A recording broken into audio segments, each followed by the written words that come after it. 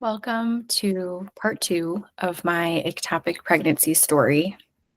If you haven't watched part 1, I highly recommend because I went through some of the backstory of my husband and I, excuse me, and the timeline on when we started trying to conceive up until receiving methotrexate as a treatment option for my ectopic pregnancy. So with this video, I wanted to highlight basically the hours after receiving methotrexate and the days and the weeks following, because it's such a dark time and it deserves to be highlighted and shared so that other women going through that dark time find comfort knowing that it's not just them experiencing those things, that those dark and traumatic things are truly normal in this experience. So that's why I'm highlighting that. So March 1st, 2022, I received methotrexate, and it was very weird leaving the clinic that I received treatment in. My husband and I were devastated. We were heartbroken. It's just such a traumatic thing to go through, no matter the situation, whether you're married, whether you have a long-term partner, or maybe you're experiencing this with a boyfriend. Also, it doesn't matter if this is your first child, second, third, fourth, fifth. Everyone grieves this loss and this experience. Anyway, so my husband and I leave the clinic, and it's just very quiet in the car. We don't really talk. I think we were just trying to process all of the things that just happened. I do remember we picked up pizza just to have when we got home. It wasn't even time for a meal, but we knew that we just weren't going to have the energy to cook. So we picked up a pizza for later. We get home, and I just remember laying on the couch with my dog. Oh, and of course, my dog pops up right now. Yeah, I just remember lying on the couch feeling so hopeless and like I did something wrong. And how could my body let me down like this? I've always been very healthy. I eat healthy. I exercise. How could this be happening to me? You can't help but not think about that. And I know that's a very common thing to feel. I remember, combing through Facebook groups to see if there were any ectopic pregnancy groups out there. And there were Facebook groups, and I do feel like there is support within those groups, but they honestly scared me more than helped me. I will say one thing that I found out of those Facebook groups was a neighbor. She recognized me when I shared my story on the Facebook group, and she had messaged me on Facebook and said, "Hey, I think you live in my neighborhood. I think you live down the street from me. Your name looks familiar just based on our own neighborhood Facebook group."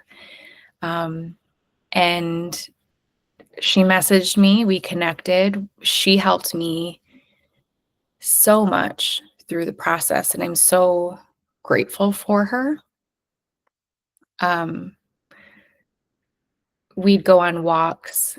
I would vent to her. I'd share my story. I'd ask questions. And she would also share her own ectopic pregnancy story with me. Ours were a little bit different. She had emergency surgery and went through a lot of trauma with that, like medical trauma. But it was just so cool, but also sad at the same time that I found a friend with a common traumatic experience. But anyway, to this day, 3 years later, we still chat and go on walks, and we both have our rainbow babies, and we've gotten together with our rainbow babies. So it's all amazing. But anyway, back to that night after methotrexate, I just remember messaging her back and forth on Facebook, asking questions, asking, will I always feel like this? Did you feel like your body failed you?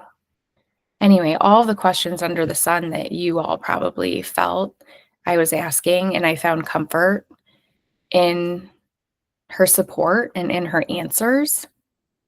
And it really was such a great thing to have during the traumatic experience, because I didn't have any friends who've gone through an ectopic pregnancy. I actually didn't have friends at the time that I knew had miscarriages. It wasn't until I shared my ectopic pregnancy story on social media that friends and family members would reach out and share their pregnancy loss stories, even though they weren't equal. It just helps to know others have gone through a loss of a baby. So let's see, I have my chart pulled up on my computer for HCG numbers after receiving methotrexate, because when you experience an ectopic, your HCG numbers are obviously high because you were pregnant and continue to have those cells in your body even after treatment. And you have to go get lab work done, very frequent, following treatment. So I went, let's see, 1, 2, 3, 4, 5 times in 1 month to, no, not even 1 month, in 20 days following methotrexate, to make sure that my HCG levels were continuing to go down. And the safe levels would be 5 or below, because that means, you've basically released all of the pregnancy cells in your body. So starting on March 4th up through March 21st, I was getting lab work done. And that's a traumatic experience in itself, because one, you're getting lab work done all the time. So you're constantly poked and constantly being bruised. And I just remember my arms being so sore and bruised that I was honestly like terrified and scared at the end of all the lab work because of how much it hurt when I would go. But then that doesn't even cover the trauma surrounding seeing pregnant women sitting in the lab lobby waiting to get their blood work done. It's a very traumatic experience. And I remember one of the times I went to get my lab work done,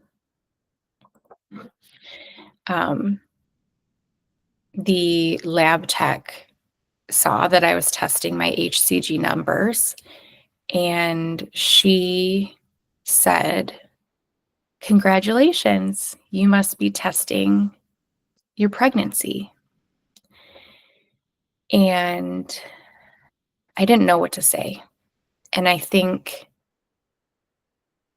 that comment will always stick with me and be one of the reasons why I want to continue to spread awareness on this experience, because I think it's just a matter of lack of education around what you're supposed to say about an ectopic pregnancy. I had friends or acquaintances say I don't know, when I would finally open up and share my story to friends and acquaintances, and then ultimately family members, the right things weren't always said. Let's just put it like that. Um, and I think the hardest part with all of this is, so many people think that your life just goes on as normal. This is just an experience that you experience, and then life moves on. But it doesn't move on as fast as you'd think. You continue to think about the what ifs for months after. I know some women who think about the what ifs years after. I still wonder, now that I have my son, I think about the baby that I could have had and the age gap between them, and life will never move on. It'll just be a little bit different. You'll always think differently. It'll change your life. It'll change your perspective. Um, yeah, it's just a big, big change, and there are a lot of learning lessons that come out of it. When I was in the midst of my dark times, and when I say my dark times, I'd say that those times were months after receiving methotrexate. I think I was really struggling mentally, and my husband could see that I was struggling mentally. So it was probably just a couple weeks after methotrexate, but I ended up enrolling myself in online therapy just to talk to someone and get my feelings out, because I continued to just push them to the back of my mind, and I never really dealt with them, and I felt like I needed to. And I'm not going to lie, but I had asked at the clinic that I received methotrexate at if receiving this medication will affect me if I have a drink or two one night. And they said no. They said it'd be perfectly fine to have a drink or two of alcohol. And I definitely had a drink or two of alcohol following methotrexate, and it was not good. It hit me like a ton of bricks, and I think that has to do with how the medication just changes the levels within your body, and I was a completely different person the moment I take a sip. And there were some really hard learning lessons in there, and that was also a reason to go to therapy, because I don't think I was coping properly. So my heart goes out to anyone currently in those dark stages of their ectopic pregnancy journey, because it is a journey. All of our journeys are different, but I promise you, you'll get through it. You'll get through it. Um, Make sure you have a really good support system, and do things or try to do things that make you happy. I relied on a lot of walks outside, one, just to get fresh air and do something rather than just laying around depressed and upset that this happened to me. Yeah, I'd go on a lot of walks. My husband would go on walks with me. It was a great way to reconnect. I feel like I'm not even diving into all of the things that I could dive into, because I think I could dive into relationships with friends changing. I could dive into relationships changing with your partner and other coping mechanisms that I experienced. But anyway, I just wanted to take a deeper dive into my months following methotrexate, and I know I'll dive deeper into other things, but if you do have any questions regarding anything that I said, I hope I explained my journey in an understandable way. But if you have any questions, feel free to leave a comment. Um, if you have other video recommendations, please send them my way. I'd love to hear what you'd like to see from me and from other women that will be on here sharing their own stories. So again, I hope this helps. My goal is to help you all and guide, support, and also give you hope that there is life beyond your journey and you're going to do amazing things.